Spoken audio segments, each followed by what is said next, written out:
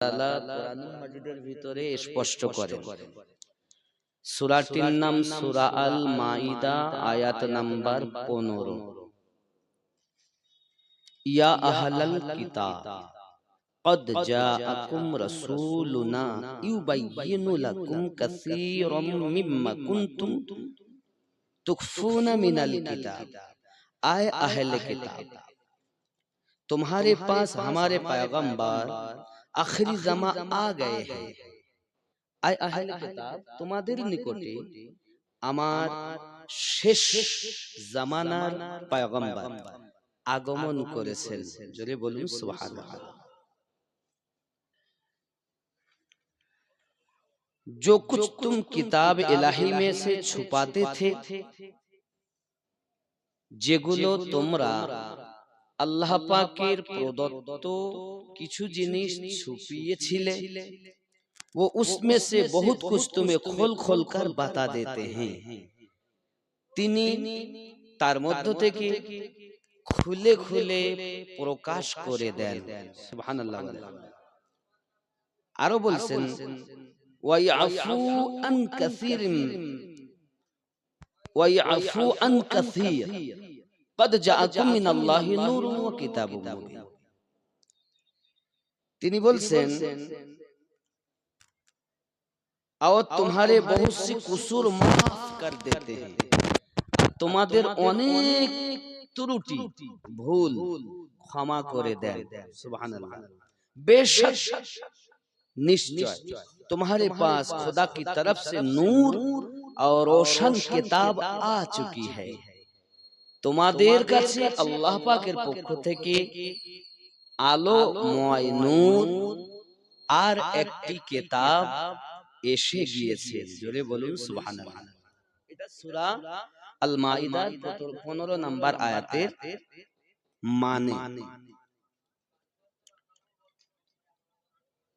আল্লাহ পাক বলেছেন তোমাদের কাছে আগমন করেছে একটি কিতাব আর একটি নূর। নূর থেকে মুরাদ আমি করিনি। খুব ভালো করে বুঝুন, এই নূর থেকে মুরাদ করেছেন যারা, সেটা আমার কথা নয়। আহলে কিতাব यहाँ ইহুদি और ईसाई सबसे खिताब है। এই যে আল্লাহ বলেন ইয়া আহলাল কিতাব, এই আহলে কিতাব বলতে আল্লাহ পাক ঈসাই আর ইহুদি সম্প্রদায়কে আহ্বান করেছেন। ফরমায়া গায়া, বলা হয়েছে, এটা কিন্তু ব্যাখ্যা চলছে। আগে বলেছি মানে, এবার করছি ব্যাখ্যা। ফরমায়া গায়া, বলা হয়েছে আয় আহলে কিতাব, আয় ঈসাই ও ইহুদি সম্প্রদায়, আয় আহলে কিতাব, আয় ইহুদি ও তাদের সম্প্রদায় বলা হচ্ছে তোমারে পাস हमारे रसूल मोहम्मद सल्लल्लाहु अलैहि वसल्लम तशरीफ ले आए, তোমাদের কাছে আমার নবী আগমন করেছেন। ও তুম पर बहुत सी वो चीजें जाहिर फरमाते हैं, তিনি তোমাদের মাঝে অনেক এমন জিনিস প্রকাশ করেন जो तुमने अल्लाह जल्ला जला की किताब से छुपा डाली थी, যেগুলো তোমরা আল্লাহ প্রদত্ত কিতাব থেকে ছুপিয়েছিলে। जैसे रजम की आयत और सरवर कायनात सल्लल्लाहु अलैहि वसल्लम की औसाफ जो तुमने छुपा देते थे। আমার নবী পাকের অনেক শান-ও-মান তারা লুকিয়ে দিত, और ये आप सल्लल्लाहु अलैहि वसल्लम का मोजेजा है। আর এইগুলো হলো আমার নবী পাকের মোজেজা। বলুন সুবহানাল্লাহ। तुम्हारी छुपाई हुई चीजें बयां करने के साथ बहुत सी बातें ये नबी करीम सल्लल्लाहु अलैहि वसल्लम माफ फरमा देते हैं। আর তোমাদের অনেক কিছু ছুপিয়ে রাখা জিনিস আমার নবী মাফ করে দেন। এই মাফ করার কথা কে বলছেন? আল্লাহ। কে মাফ করেন? নবী। নবী নবী সম্পর্কে বলছেন बहुत सी बातें ये नबी करीम सल्लल्लाहु अलैहि वसल्लम माफ फरमा देते हैं। অনেকগুলো কথা নবী পাক তোমাদের মাফ করে দেন। तो বোঝা যাচ্ছে उनका जिक्र भी नहीं करते और उन पर मौजूद फरमाते हैं क्योंकि आप सल्लल्लाहु इसी चीज का जिक्र फरमाते हैं जिसमें मसलहात हो। ये सब हुजूर अकरम सल्लल्लाहु अलैहि वसल्लम की अजमत व शान है। जोरे बोलुन सुभान। তাহলে নবীও maaf করেন, যেমন আপনার কাছে যদি আমি ভুল করি, আপনি যদি maaf না করেন তা আল্লাহ করবে? করবে? ঠিক এরকম আপনিও maaf করার হক রাখেন যদি আপনার কাছে ভুল করি। আমাদের মাওলানা সাহেব maaf করার হক রাখেন যদি ওনার কাছে ভুল করি। কারণ এগুলো হলো হুকুকুল ইবাদ আর হুকুকুল্লাহ। এটা হুকুকুল ইবাদের অন্তর্ভুক্ত। এক আল্লাহর হক আর এক আল্লাহর সৃষ্টিজীবের হক। যখন সৃষ্টিজীবে কারো কাছে ত্রুটি করবে তা বোঝা যাচ্ছে ইহুদি ও ঈসাই সম্প্রদায় আমার নবীর শানে অনেক ত্রুটি করেছে, ভুল করেছে, তাই আমার নবী তাদেরকে maaf করে দিতেন। জোরে বলুন।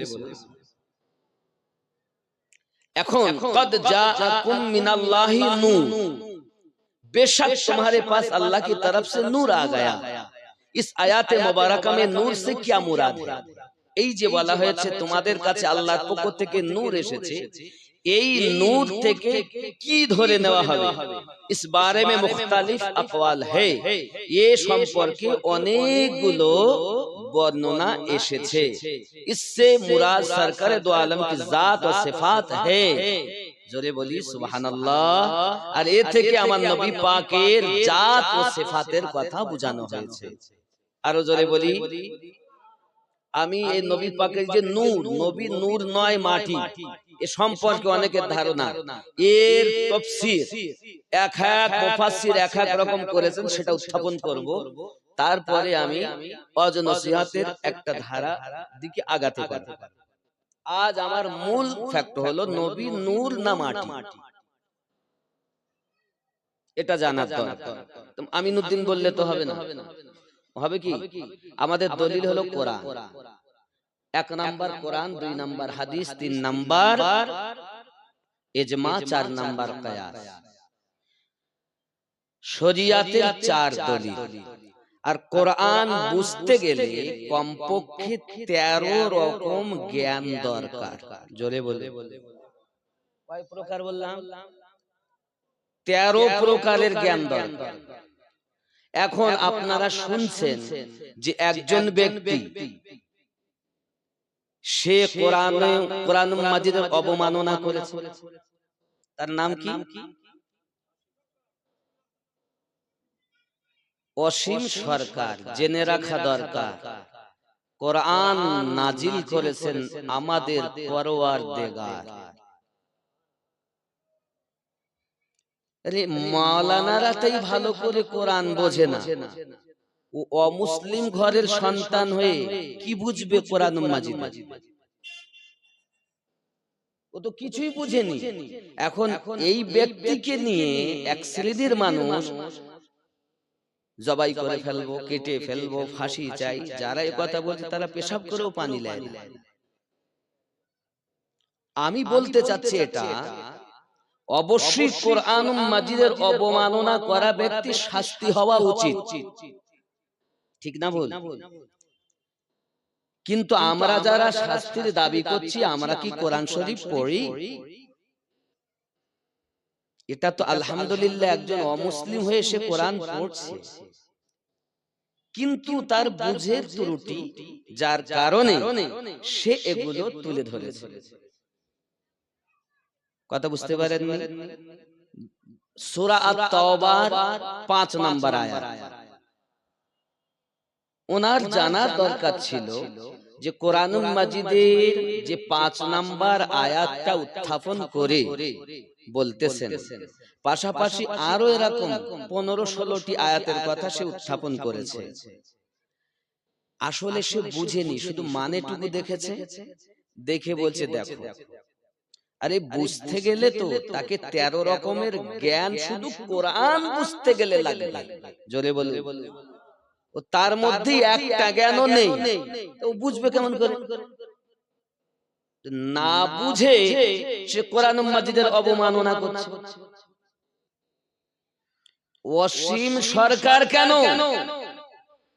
কোরআন মাজিদ অবতীর্ণ হওয়ার আগে থেকেই কোরআন মাজিদের শত্রু দুনিয়াতে। 1450 বছর পার হয়ে গেছে, প্রত্যেক যুগে যুগে শত্রু উত্থাপন হয়েছে। আল্লাহ পাক সবকে নিস্তানাবুদ করে নিজের কোরআনকে আল্লাহ হেফাজত করে নিয়েছে।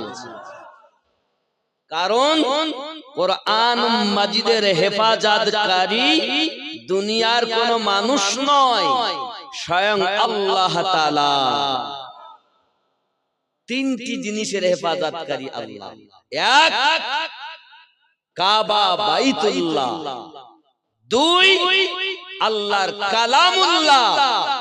তিন, আমার নবী রাসূলুল্লাহ। আর এই তিনটের শত্রু আগেও ছিল, এখনো আছে, আগামীতেও হবে। হেফাজতকারী কে? এটি হিন্দুস্তান, এটা পাকিস্তান নয়। মাথা গরম করে কিছু বললে হবে না, ঠান্ডা মাথায় বুঝাতে হবে। সে অবুঝ, মুসলমানরাই তো বোঝে না। আমার কথা কি বুঝতে পারছেন? কিন্তু ওই কোরআনুল মাজিদের যদি 1 থেকে সূরা তওবা 4 আয়াত পর্যন্ত পড়ে দেখো, তার মধ্যে খুলে বলা আছে বিষয়টা কেমন জানেন? যেমন লা তাকরাবুস সালাহ, আল্লাহ পাক বলেন খবরদার নামাজের নিকটে যেও না। এখন আপনি তো শুনে নিয়েছেন আল্লাহ কোরআন শরীফে বলেছেন নামাজের নিকটে হয় না, তার জীবনে যাবই না।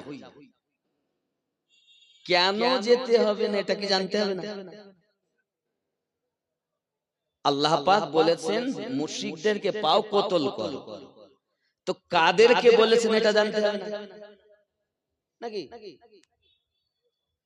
মন্দির দেখো, মূর্তি দেখো, ভাঙতে বলেছেন, কোন সময়ের জন্য বলেছেন এটা দেখতে হবে না? তো এই জ্ঞানটুকু যার নেই, সে আবার সমাজ করে তো খায়, গান করে খায়, কবিগিরি করে খায়, ও কোরআন মাজিদের কি বুঝবে? যারা ওয়াজ করে বেড়ায় শতকরা 95% বোঝেই না। তাহলে একজন মাওলানা যখন বুঝতে পারছে না, ওয়াজ করা বক্তা যখন বুঝতে পারছে না, তো হিন্দুর ঘরের ছেলে ও কেমন করে বুঝবে? ও যেমন বুঝেছে তেমন বলে। এ নিয়ে আমাদের মাথা গরম করার দরকার না। আমাদের আব্বা মানে তার প্রতি আহ্বান এটাই, আসুন বসুন। কোঠে বসতে চান কোঠে, ঘাটে বসতে চান ঘাটে, প্রয়োজন পড়লে আপনার বাড়ি গিয়ে আমরা বুঝাবো কোরআন হক, আপনি যেটা বলছেন সেটা মিথ্যা। ঠিক কি না? প্রয়োজন পড়লে আমি আমিনউদ্দিন বলতে চাই, অসীম সরকারের মতো আরো যত কোরআন মাজিদের অবমাননা করা ব্যক্তি আছেন, করজোরে নিবেদন করি ধর্মের প্রতি আঘাত না করে, ধর্মগ্রন্থের প্রতি বদনাম কটূক্তি না করে বোঝার চেষ্টা করুন। আর যদি আপনি না বুঝতে চান, যদি বলেন আমি বুঝবো, তো ডাকুন, আপনার ঘরে গিয়ে আপনাকে বুঝিয়ে আসবো। আমার যুক্তিটা কি খারাপ?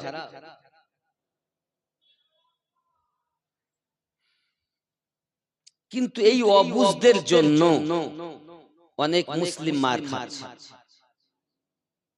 খাচ্ছে না?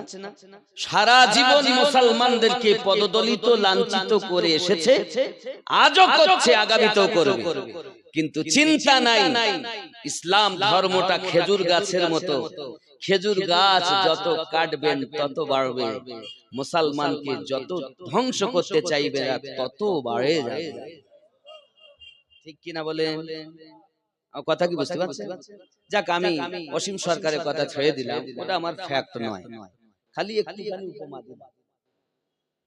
তবে আমার বিনতি আবেদন এটাই যে অসীম সরকার শুধু নয়, এরকম যারা ব্যক্তি আরো আছেন, আপনারা বোঝার চেষ্টা করুন।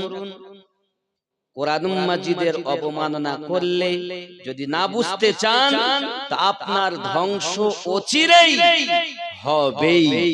কেউ রদ করতে পারবে না। ধ্বংস আল্লাহর পক্ষ থেকে গজব নাজিল হবে, কারণ কোরআন হেফাজতকারী মহান রব্বুল আলামিন। আসুন এক এক করে আমরা নূর সম্পর্কে বুঝি। ফিকাহে আবুল আইস সমরকন্দি রাদিয়াল্লাহু তাআলা আনহু ফরমাতে हैं, हुआ मुहम्मदुन सल्लल्लाहु अलैहि वसल्लम कुरान, यानी नूर से मुराद मोहम्मद सल्लल्लाहु अलैहि वसल्लम और कुरान है। नूर থেকে মুরাদ হলো কুরআনুম মাজিদ, আর হলো মুহাম্মদ সাল্লাল্লাহু আলাইহি ওয়াসাল্লাম। জোরে বলুন, কিতাব থেকে কোরআন আর নূর থেকে নবী মুহাম্মদ, নবী দো জাহান। এই যে কিতাব, কিতাব হলো কোরআন শরীফ আর নূর হলো মুহাম্মদ সাল্লাল্লাহু আলাইহি ওয়াসাল্লাম। কে বলেছেন? ইমাম সমরকন্দি রহমাতুল্লাহ, আবুল আইস সমরকন্দি রহমাতুল্লাহ আলাইহি। আর জোরে বলি সুবহানাল্লাহ।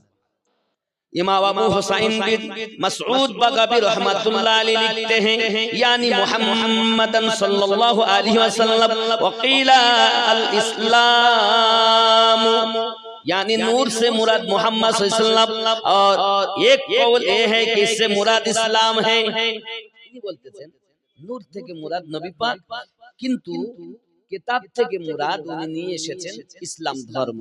যদি বলুন সুবহানাল্লাহ। এটা একটা বর্ণনা।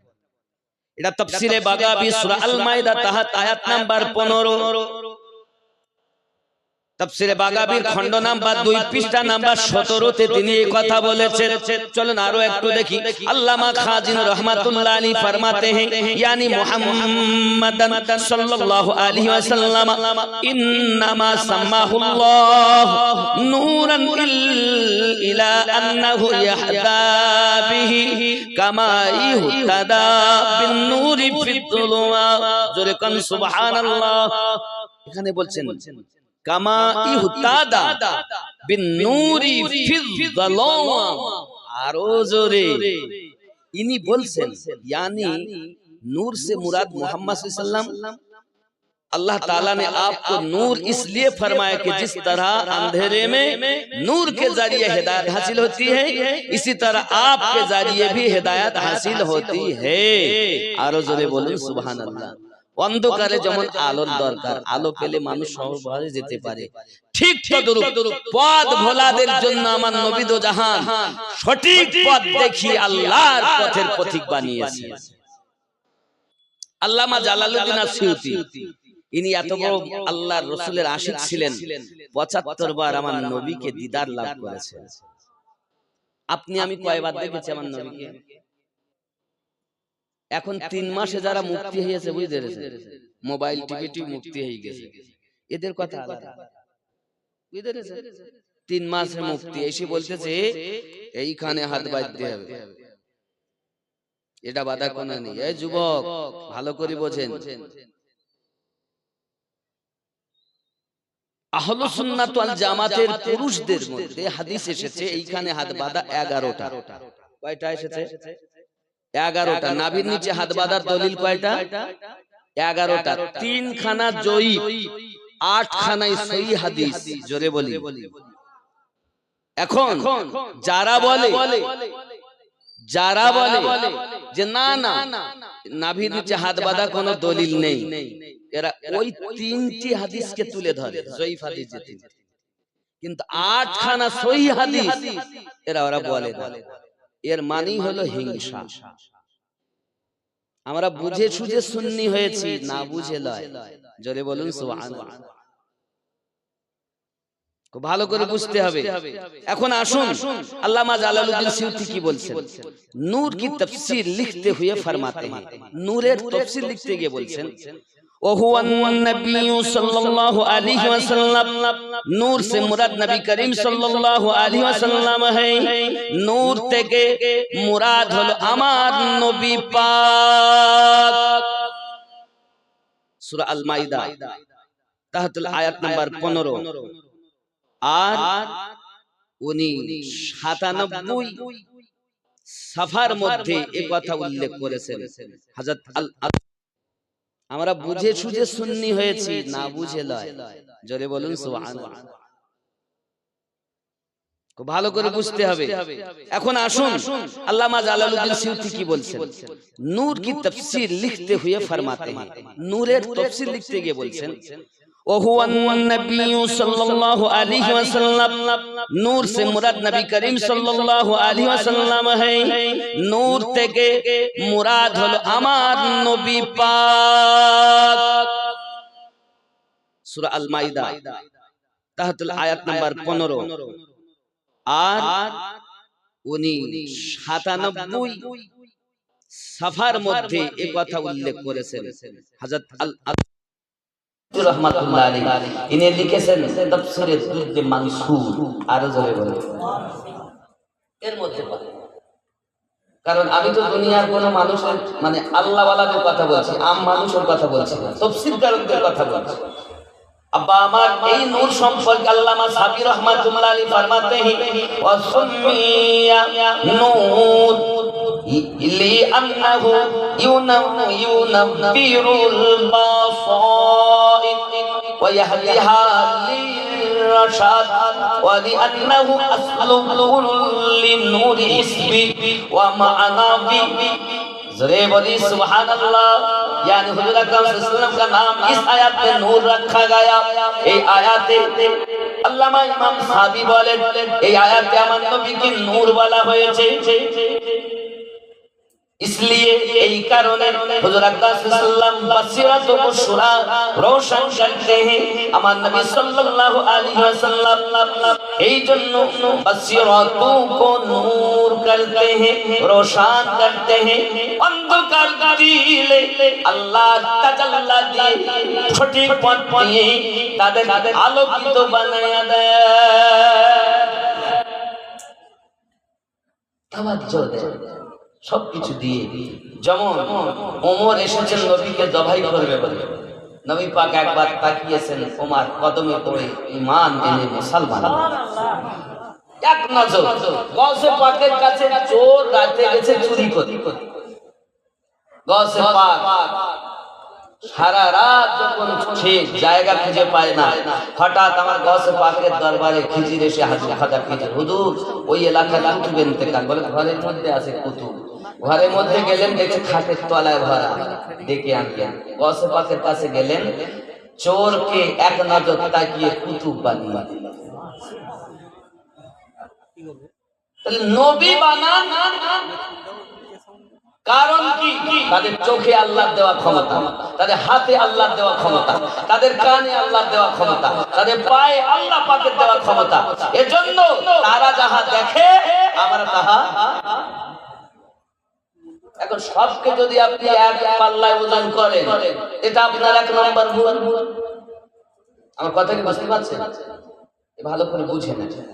আসুন আসুন, यानी हुजूर सल्लल्लाहु अलैहि वसल्लम सबके आलो बानी और उन्हें रशद व हिदायत फरमाते हैं, तादेरके हिदायत नबी करे देन, इसलिए कि आप हर नूर हस्ब नूर जैसे देखा सके और मानवी इल्म हिदायत की असल है। और बोली सुभान अल्लाह। बुझा जाच्छे? अच्छा, इमाम फखरुद्दीन राजी फरमाते हैं अन्नूर वल किताब हुवल कुरान व हादा ضعيف لأن العطف يوجب المغايرة بين المعطوف ومعطوف عليه। ইমাম ফখরুদ্দিন রাজি বলছেন, ওই যে অনেকে বলেছেন যে কিতাব থেকে ইসলাম ধর্ম, নূর থেকে নবী, এখানে কি বলছেন यानी ये कौल नूर और किताब दोनों से मुराद कुरान है। অনেকে বলেছেন মুহাম্মদ এই যে নূর এবং কিতাব দুটোকে মিলে এক জায়গায় করে বলেছেন, যেটি হলো কি কোরআন শরীফ। কোরআন ও নূর, নবী ও নূর, তাহলে ওটা অন্য কিছু নয়, একটাই জিনিস, সেটি হলো কোরআন। কথা বুঝতে পেরেছেন? কে বলছেন? ইমাম ফখরুদ্দিন রাজি। আসুন আমি আরো কি বলছেন, क्योंकि हर हर आतिफ मातूफ और मातूफ अलैहि में मगाई यानी एक दूसरे का गायर होने को मुस्तलज़िम कहते हैं। यही कई হলো ज़ईफ। জোরে বলি সুবহানাল্লাহ। এটা ज़ईफ হাদিস। যদি কেউ বলে নূর থেকেও কিতাব, কারণ কোরআনকে আল্লাহ পাক বলেছেন নূর, এর জন্য কোরআন শরীফ হলো নূর, নবী নয়, এটা হলো সহি। সহি কি আল্লামা মোল্লা আলী কারি বলছেন। এখানে আরো উনি বলছেন নূর সে মুরাদ तमाम নূরু কি নূর यानी नबी मुख्तार। आरो जरे बोली सुभान अल्लाह। लिखते थे अल्लामा सैयद महमूद आलोसी बगदादी रहमतुल्लाह अलैहि व हुवा नूरुल अनवार व नबीउल मुख्तार यानी इस नूर से मुराद तमाम नूरों की नूर और नूरे मुख्तार। जरे बोलूं सुभान अल्लाह। নূর থেকে আমার নবী পাক এমন নূর যে নূর নিজে আলোকিত অপরকেও আলোকিত বানাতে পারে। আমার নবী এমন নূর অপরকেও আলোকিত বানিয়ে দেন। আল্লামা মোল্লা আলী কারি বলছেন ওয়া আইয়ু মানিইন মিন আইয়ুজআলান নাআতান লির-রাসূল ফাইন্নাহু নূর فإنه نور عظيم। আরো জোরে বলি সুবহানাল্লাহ। লিকামালি যুহুরিহি বাইনাল আনওয়ার ওয়া কিতাবুন মুবিন হাইসু আন্নাহু জামিউন লিজামিল আসরার ওয়া মাযহিরুন লিল আহকাম ওয়াল আহওয়ালি ওয়াল আখবার। আরো জোরে কি বলছেন? यानी और कौन सी रुकावट है इस बात से दोनों नाते यानी नूर और किताब मुबीन रसूल करीम सल्लल्लाहु अलैहि वसल्लम के लिए हो। बेशक हुजूर अक़दस नूर आज़िम है, अनवार है, उनके कमाल ज़ुहूर वजह से हुजूर को नूर से किताब मुबीन है, हैस से है आप सल्लल्लाहु जोरे बोली सुभान अल्लाह। আসুন এবার আমি বলি বশিরাত আল্লামা উমর তার কিতাবের ভিতরে লিখছেন মিলাদে মুস্তাফায় নবী হলেন নূর। হে বাবা দেওবন্দীদের বড় আলেম আশরাফ আলী থানভী তার কিতাবের নাম নাসরুদ্দীন তার 5 পৃষ্ঠাতে বলছেন নবী পাকের মাথা মোবারকা থেকে কদম মোবারক পর্যন্ত নূর। আমি বলি আমি একবার আমি খালি উত্থাপন করেছি। এতটা বর্ণনা থেকে এটাই বোঝা গেল আমার নবী শুধু নূর নন, নূরে মুজাসসাম। নূরে মুজাসসাম তাকে বলা হয় যিনি নিজেও আলোকিত অপরকে আলোকিত বানাতে পারেন। মহান আল্লাহ পাক আল্লাহ তাআলা আমাদের নবীকে নূরুন আলা নূর পয়গম্বর বানিয়ে দিয়েছে। আরো ভালো করে বুঝুন নবী পাক সাল্লাল্লাহু আলাইহি ওয়াসাল্লামকে কেউ যদি বলে নবী আমাদের মতো মানুষ তার ঈমানের ঘাটতি। কারণ নবী পাক মানুষ, তবে কেমন মানুষ ভালো করে বুঝুন। আল্লাহ পাক আমাদের নবী পাকে 3টি রূপ দান করেছেন। 1 নাম্বার রূপ হলো হাকিকাতান রূপ, 2 নাম্বার হলো মালিকি রূপ, 3 নাম্বার হলো বাশারিয়াত রূপ। এই 3টি রূপ আপনাকে আমাকে আগে মাথায় রাখতে হবে। 3টি রূপের প্রতি যার ঈমান ওই ব্যক্তি হলো পাকা ঈমানদার। আর যদি কেউ বলে নবী শুধু মানুষ তাদের দলিলটা কি? তারা দলিল দিচ্ছে বিসমিল্লাহির রহমানির রহিম কুল ইন্নামা আনা বাশারুম মিসলুকুম। হে নবী আপনি বলে দিন আমি একজন মানুষ, ইউহা ইলাইয়া আমার প্রতি আল্লাহর ওহী হয়। এটা হলো ওদের দলিল। কাদের? নবীর দুশমনদের। আব্বা আমার ভালো করে বুঝুন। আল্লাহ বলছেন নবীকে বলে দিন ইন্নামা আনা নিশ্চয় আমি বাশারুন একজন মানুষ মিসলুকুম তোমাদের মতো ইউহা ইলাইয়া আমার প্রতি আল্লাহর ওহী হয়। এখন ইন্না তাগীদ করে মজবুত করে কার উপরে করে? ইন্নার পরে আছে আনা, তাহলে আনার উপরে জানতে হবে আগে কোরআন শরীফ বললে হবে ইন্না নিশ্চয়, তাহলে নিশ্চয় আপনি ওখানে অবশ্যই গেছেন। কোন জায়গার কথা বলছেন? ওখানে ওই মানে ওই আমটা আপনি অবশ্যই নিয়েছেন। কিসের উপরে তাগিদ করলাম? অবশ্যইটা কার উপরে বললাম? মানসায় আপনি ওই জায়গা থেকে আম অবশ্যই নিয়েছেন। কিসের উপরে বললাম? তাগিদটা আমের। আপনি ওই জায়গা থেকে আম অবশ্যই নিয়েছেন। আল্লাহ পাক বলেন নিশ্চয়, আপনি বলুন নিশ্চয় আমি একজন তোমাদের মতো মানুষ। এই ইন্নাটা মতর উপরে তাগিদ করছে, আনাতেও না, মিসলুকুমের উপরে।